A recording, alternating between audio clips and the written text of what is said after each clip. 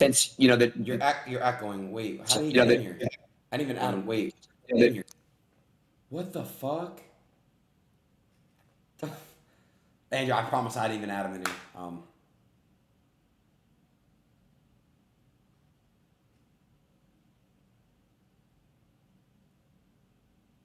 Hello. Hey, Lena. Hi, guys. Do you hear me?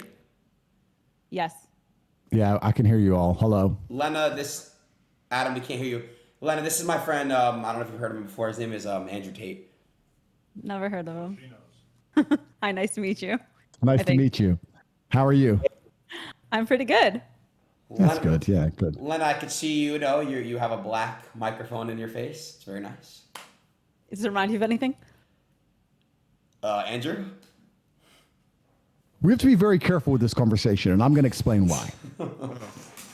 Let's start by setting some ground rules, because it's very nice to meet these two people, and I've never met them in real life, and I believe in being respectful to everybody. That's who I am as a person. I believe in treating everybody with respect, and even if we're going to have an interesting conversation, and we're going to have disagreements in this debate, perhaps, that might evolve, I'm not going to sit here and insult anybody. That's not who I am. So I know what you're trying to make me do, Aiden. You're trying to make me say something which could be deemed offensive, and that's not what I'm going to do. I'm not sure. Because we're all individuals, and we can all make our own choices. We have a lot more in common than we have separating us, because believe it or not, the Matrix has been out to get me too. So, has it? Tell me how. Bro, they've been trying to cancel me for years. All kinds of made up sexual assault bullshit and everything under the sun. The same exact playbook that they've been using to try to take you out the game. So you may disagree with some of our sexual proclivities, but believe me and Andrew Tate, we're victims of the same struggle. Shout out to Tupac. And I think once you get to a certain level of fame and influence, every single man's going to be hit with this. I mean, the reason Aiden hasn't been hit by it is because it's just so unbelievable. Everyone knows Aiden's fucking full of shit. I literally have, though, bro. I got canceled like 30 times, bro. 30 times.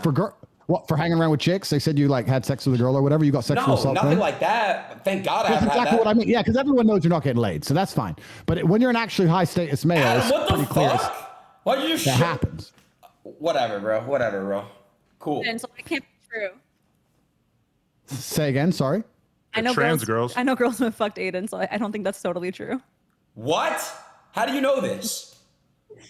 I know all about you, Aiden. Tell me all about Aiden. Bro, hey. What is this, bro? I know like 10 trans chicks that Aiden fucked. All right, see, now people are going to believe that shit. It's not true at all. Come on, bro. You know it's not true. Aiden? Andrew, I swear to God, I've never fucked a trans girl before. All my life, and I never will. Let me tell you all a story. When I was about 25, I was living in Thailand. And I must be the only man who lived in Thailand because I was fighting. So I lived there for 2 years. And I lived there, and I must be the only man who lived in Thailand. I've never paid for sex, never slept with a prostitute, none of the weird shit. So I'm living in Thailand, and I had this Russian girlfriend, and then she went back to Russia, and I was a bit lonely, and I thought, okay, I'm going to try and get myself a new girlfriend. And by coincidence, the same day, I met this beautiful Swedish girl, and she was backpacking. And I met her, and I went up to her and started saying hello, blah, blah, blah. We agreed to go for a drink that night. After talking to her, I was walking home, and as I was walking, this transsexual who must have been about 55, 56, had a couple teeth missing. Some man, clearly a man, I don't want to, misgender, clearly a man, but was a transsexual, was walking across the road from me. And he/she pointed at me and said, "Hey, I can tell by how you walk. You have a big dick." What the fuck? And I looked back at this transsexual and thought, well, I'll take the compliment. And I said, yes, that's true. Thank you very much. And I continued on my walk. That was the end of the story. Until 9 o'clock rolls around, I get on my motorcycle. I go down to this bar to meet this Swedish girl. I'm sitting there. I get drinks on the table. She turns up 20 minutes late. And I'm sitting there with the Swedish girl. And after an hour and a half of drinking and enjoying each other's company, I'd already kissed her twice. I was due to go back to her house because my house was a dump and she had more money than me. And we're going to go and stay at hers. When the transsexual walks in the bar, and in front of the entire bar, she walks in and points to me across the bar and goes, "Big dick." And the entire bar stops. What did she say? Big dick. She said big dick. And the entire bar stops and looks at her, the old transsexual with missing teeth, and then looks at me. And I tried to explain for the following 10 minutes to this Swedish girl that I've never slept with this person. I don't know why she says I have a big dick, and I've never been with her, and I don't know it. I just saw her on the street, and she didn't believe me. She went toilet and never returned. That's a story from when my lonely night in Thailand. That's true, and it completely happened. You never give a ladyboy a shot? I've never given a ladyboy a shot. No. Am I missing out, Adam? I haven't done it either, but I went out to Thailand when I was like 19, 20, and the ladyboys are out there. And some of them, even back then, this was like 20 years ago, they were doing a pretty impressive ruse. Like they looked like more of a woman than a lot of women that I know. So shout out to them. I've seen a ladyboy kick the fuck out of a dude. It was a really interesting sight. He was saying some shit to her, running his mouth, and she literally fought like a man and beat the shit out of him. And it was pretty interesting to see. Heels on and everything. All right, can I just address the elephant in the room? Why is nobody talking? Yo, so Lena, you just finished. I heard the video's going crazy on Pornhub. You guys crashed it. It's on my OnlyFans. Yeah. Oh, sorry. So Adam, if you don't, I'm sorry, Andrew. What happened was this. I don't know. Yeah, I don't know if you heard Andrew. They did a video. Basically, Adam and them, they're married. They've been married for a while. They have a beautiful family. And basically one day, they decided to, basically Adam said, hey, hun, you can go ahead and get a BBC by this guy. So they had a big black cock insert her puss. And It was not in the video. And that's True. pretty much what happened. And thoughts, Andrew?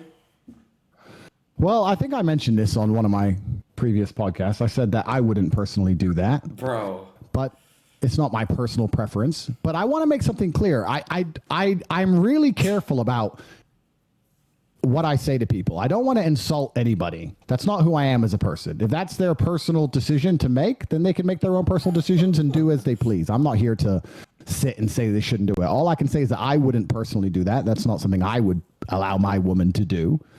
But perhaps I'm missing something. Maybe you can tell me why I'm wrong. I'm not sure. Would you guys let your wife do that? The thing that the most important piece of context that is missing is the fact that we already had been doing porn for, I mean, maybe 5-6 years, or really since the very beginning of our relationship. And, she is 32. She is a mother. Realistically, she's not going to be doing this forever. But we decided that it made a lot of sense for her to, seize upon the moment, the fact that she's still got her youth about her, and slurp up a black cock for the fucking paper, man. He liked it. He liked watching the video. Yeah, I was kind of turned on by it. I'm not gonna lie.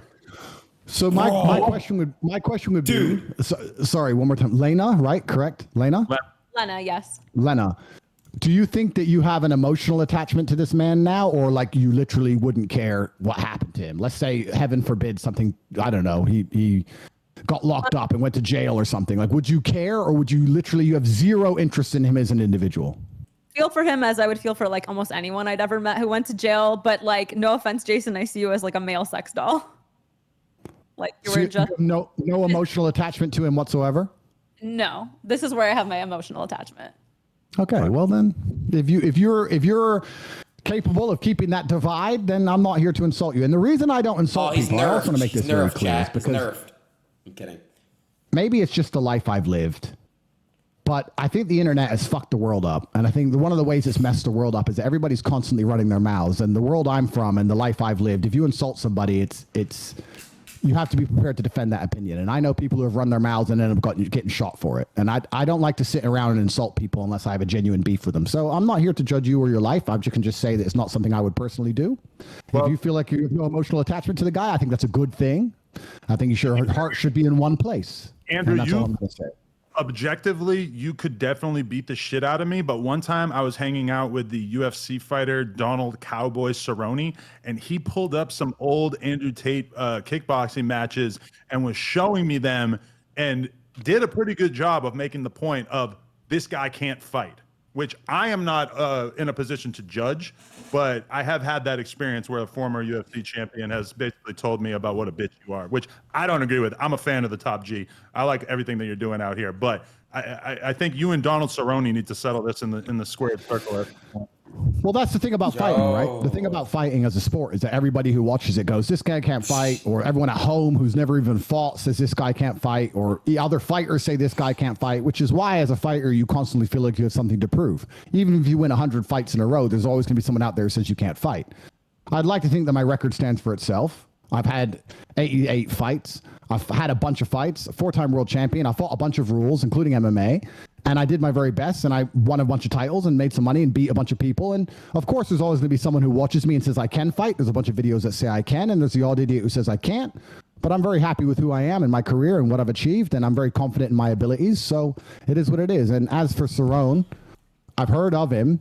Didn't McGregor finish him pretty quick? Wait, Chad, I believe is so. he a good fighter, I'm not yes or 100% no? sure. But either way, we need to settle that score at some point. I just want to throw that out there. But I don't know if we do. I don't know if I need, because and this is something I want to make clear as well. I don't know if I need beef with people on the internet. I see a lot of this. I see a lot of people constantly beefing each other and all these arguments, etc. I don't need any of those things. I'm fighting against the judicial system. I'm fighting against the most powerful people in the world trying to silence me. I have enough battles in my life. I don't have time to be fucking tweet beefing with some dude. If he has a problem with me, he can come to my house. He knows where I am. Everyone knows where I am. Until then, I have no problems with anybody. So as for Cerrone, if he thinks I can't fight, then if he wants to tell me to my face and kick my ass, he's welcome to try. And I strongly believe he would regret that decision. And that's as far as I need to take it.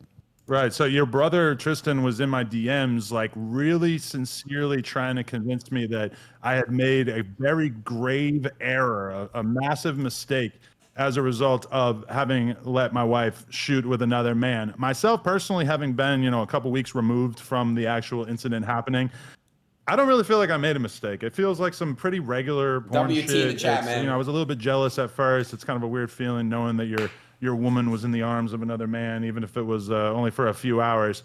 But it's interesting. You don't seem like you have as much of a real like moral issue with the act itself. Well, I can give you my opinion on why I wouldn't ever do it. And I think the reason I wouldn't ever do it is because I believe that a man and a woman have a connection between them. And I think that connection is solidified by sexual exclusivity from the female's part. And I believe there's an energy cord between.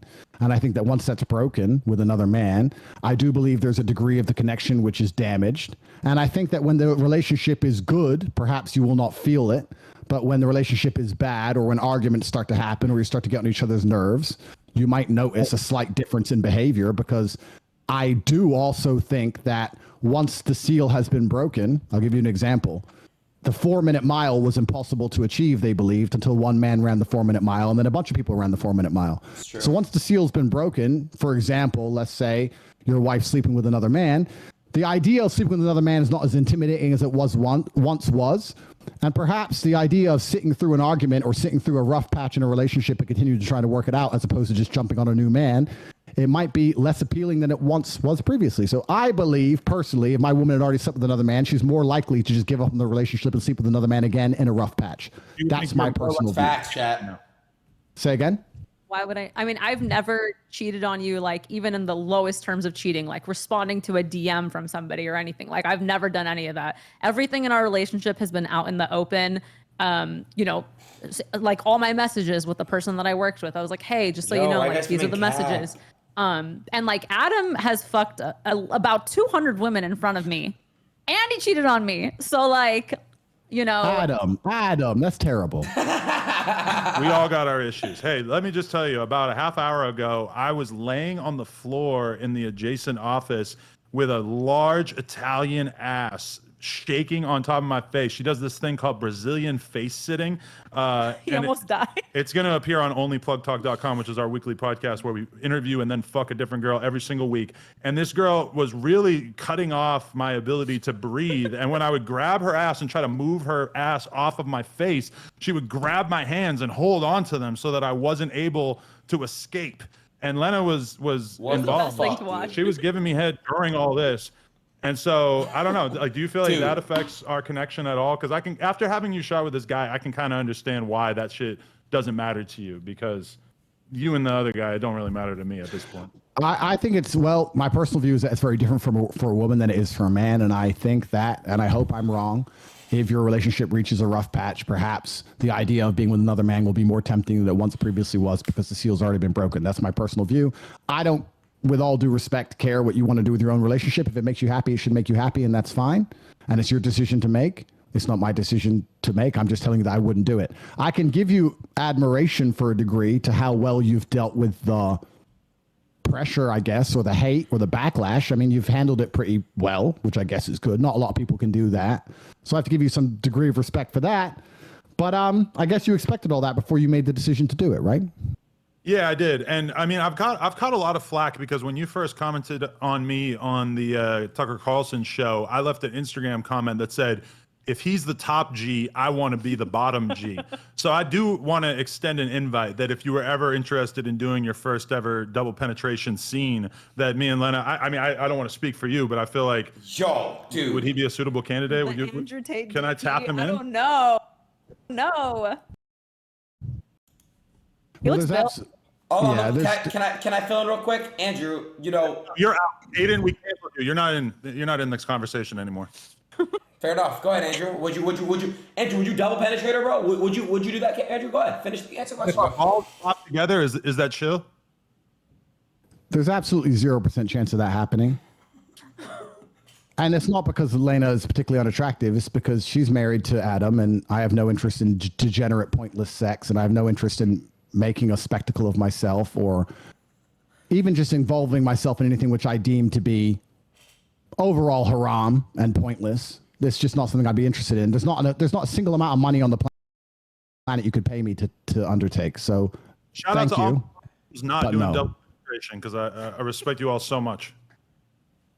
I'm with Andrew, by the way. I couldn't get paid any amount of money to fuck. No offense, Adam. Respect to you. Degenerate sex, I'm not with that. No amount of money. Yeah, you make $4 a month sitting on your ass. So, and that's from one sponsor, I think, right? So, Stop exposing him. no, I mean, I read it online.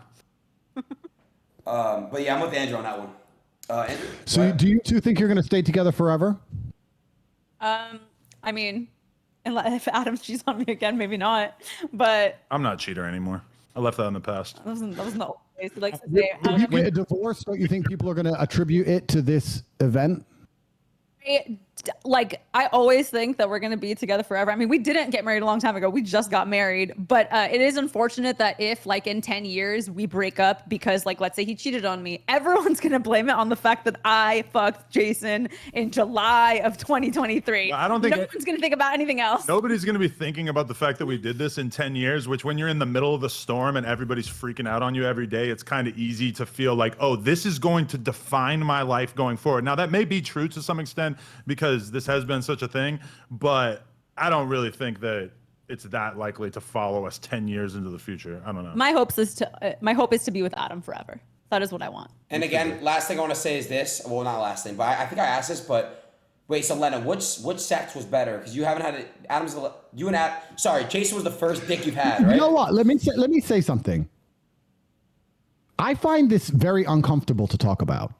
There's not many things I find uncomfortable, but I just find this uncomfortable to talk about. And the reason is not because, I mean, I'm an adult. I know what sex is. Of course, I've lived a very varied life. I just feel like, I don't know. We have so many people watching us, and we're just talking about dick and vagina. Don't you think this is below us? I don't know. We're all pretty intelligent people. We talk about the Matrix and how they're trying to dumb us all down and trying to control all of personal sex life of any married couple, and I don't want to hear about it, and I don't want to talk about it, and I just find it very uncomfortable. I'm extremely uncomfortable in this situation. That's the truth. And I'm not saying that from a position of weakness. I'm saying it from a position of strength. I don't like talking about these things. I don't like talking about women getting fucked. I don't like talking about what I do with women. I don't like talking about any of it. I think that what I do in the bedroom with a woman who I care about should be to a degree sacred. Private, yeah. And I think it should be completely private. Absolutely. And I don't want to hear about anyone else fucking. I want to make something clear to the I don't watch porn. I've never bought an OnlyFans. I've never paid for sex. My relationship with sex involves love, and I don't think it should happen outside of love. And I think that's the way that sex should operate. And I think that when you decide, and once again, I could be wrong, when you decide to keep sex exclusively for love, there's something beautiful and special about it. And if you decide not to do that, then you keep chasing a new high. And you can have threesomes and fuck a bunch of girls. And I'm not saying I haven't done it, but eventually you're constantly just chasing a new high and you end up just doing something weird. Whereas if you just say, I only have sex with girls I love, then it's always special and it's always pretty sacred. And you get to just enjoy it that way. And beautiful children are birthed and life goes on. In maybe like the last 5 years of our relationship, I can really only think of maybe like 1 or 2 times that we've had sex with a girl off camera. For the most part, we are monogamous. We just fuck around on camera. And I think if anything, our realization is that the world is so extremely fascinated by a couple like us who are open-minded sexually, because there's a lot of conversations about polyamorous relationships. And, in our case, I do think it's kind of disingenuous for everybody to act like we're in this crazy poly relationship when we actually are monogamous, besides on camera.